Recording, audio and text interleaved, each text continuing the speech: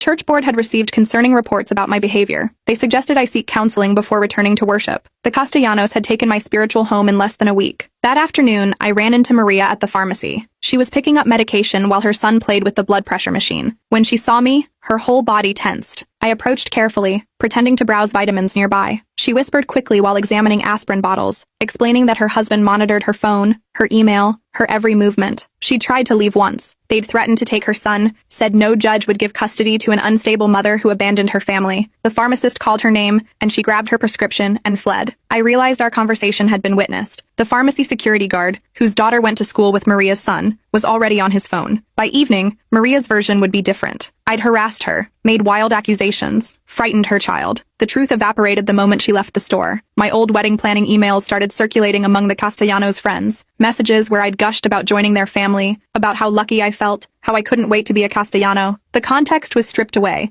leaving only my enthusiasm as evidence of instability when things didn't work out. My own words became weapons against me. Marcus's nephew started appearing at places I frequented. The 8-year-old would be at the coffee shop with his nanny, at the library with his tutor. He'd look at me with those big Castellano eyes and repeat things in his innocent voice. His daddy said I was sick and needed help. His family was worried about me. The child's trust had been weaponized, his innocence used to spread their narrative. My neighbor's Ring doorbell had captured part of a conversation between Marcus and me from weeks ago. Out of context, the footage seemed to support his version of events. Me gesturing wildly, him trying to calm me down. The audio was muffled, but body language told a story. The footage made its way to the Castellano lawyer within days. I tried filing a civil complaint about the trafficking claims. The clerk at the courthouse looked at me with barely concealed skepticism. Without evidence, my accusations sounded like the ravings of a bitter ex-fiancé. The Castellanos' lawyer filed a counterclaim for defamation the same day. Now I wasn't just crazy, I was malicious. One night, I remembered Marcus used his mother's birthday for every password. Her birthday was November 15th. I still had access to our old shared cloud storage from when we'd planned the wedding together. My fingers shook as I typed in 11:15. The account opened. Hundreds of files appeared. Wedding planning documents, photos from our trips, shared grocery lists. But buried in a folder marked tax documents were drafts of emails Marcus had never sent. Emails to someone named Father Francis, begging for guidance. Emails describing the family tradition in detail, his horror at learning the truth, his plan to save me by making me hate him. My heart hammered as I screenshot everything before the password could be changed. Maria's Instagram stories became a study in coded communication. Pictures of family dinners with captions about traditions. Photos of her son with quotes about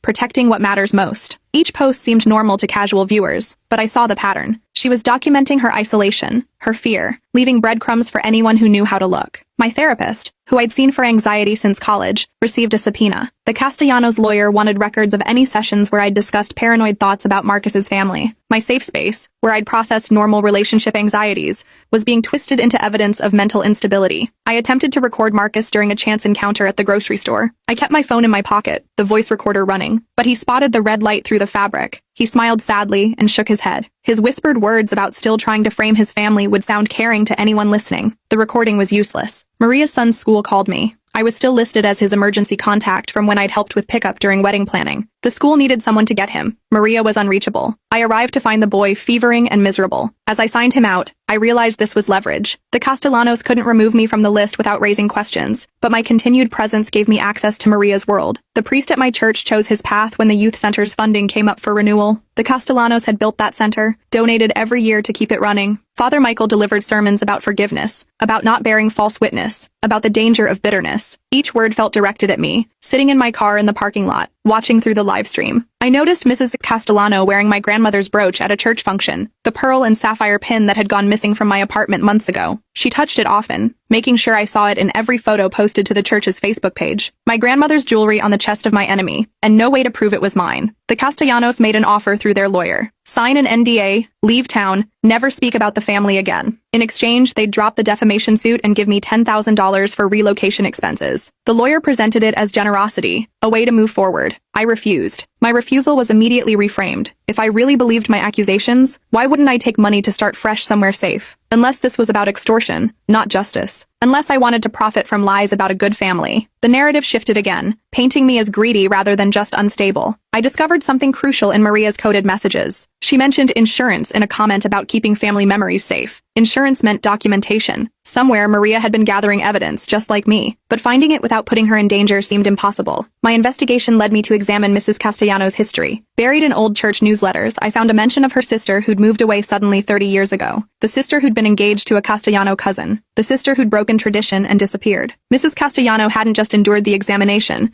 She'd watched her own sister escape and chosen to stay. My brother called after weeks of silence. His son needed insulin, and his insurance came through his job at a Castellano-owned construction company. He believed me, he said, but he couldn't risk his son's health. He asked me to stop making waves. Then quieter, he mentioned he'd been photocopying employment records. Names, dates, women who'd left the company suddenly after about 13 months. He'd mail them to me if I promised to be careful. I planted false information with 3 different people from my support group, telling each a different story about where I was staying. Within days, I knew who was reporting to the Castellanos. The woman who'd seemed most sympathetic, who'd cried with me over coffee, was the one whose version appeared in threatening texts from unknown numbers. I orchestrated an encounter with Marcus's aunt at the pharmacy. She had high blood pressure, picked up medication every month like clockwork. I struck up conversation about the heat, about health, about family stress. She swiped her loyalty card, and I memorized the number. Later, I called pretending to be her, checking on points and purchase history. The automated system revealed regular purchases of Plan B, despite her being 55 and supposedly devoted to her husband. The cloud storage revealed more before Marcus changed the password. Contracts written in Italian, with what looked like signatures and monetary amounts. I didn't speak Italian, but numbers translate universally. 50,000, 75,000, always in euros, always with dates roughly 13 months after wedding dates I recognized. The wedding photographer emerged from the woodwork, demanding payment for services rendered. He had the full wedding prep shoot we'd done 6 months ago. I met him at a coffee shop to negotiate, hoping his photos might have captured something useful. In the background of seemingly innocent family portraits were meetings, handshakes, exchanges I hadn't noticed at the time. Meeting the photographer meant missing a crucial appointment with Maria. The social worker noted my absence, marked me as uncooperative in helping Maria's son. Another mark against my credibility, another point for the Castellanos. Every choice had consequences I couldn't foresee. Legal fees for fighting the defamation suit forced me to sell my car. I watched the tow truck take away my last piece of independence while the Castellanos renovated their vacation home. The contractor mentioned they'd paid cash, unusual for such a large project. Blood money disguised as family wealth. I confronted Marcus's mother at her favorite cafe. The young waitress who'd served us during wedding planning watched in horror as I demanded answers about the missing women. Mrs. Castellano remained calm, sipping her espresso, letting my desperation speak for itself. The waitress, who'd idolized the perfect Castellano family, saw me escorted out by management. Another witness turned against me. My workplace finally had enough. Human Resources called me in to discuss the hostile environment I'd created with my accusations against a respected family. Co-workers felt uncomfortable. Clients had complained. They offered me a choice: resign quietly or be fired for cause. I resigned. My replacement was Marcus's cousin, hired within days. I slept in my friend's garage after her landlord threatened eviction if I stayed in the apartment. The concrete floor and sleeping bag were my new reality while the Castellanos posted photos from charity galas.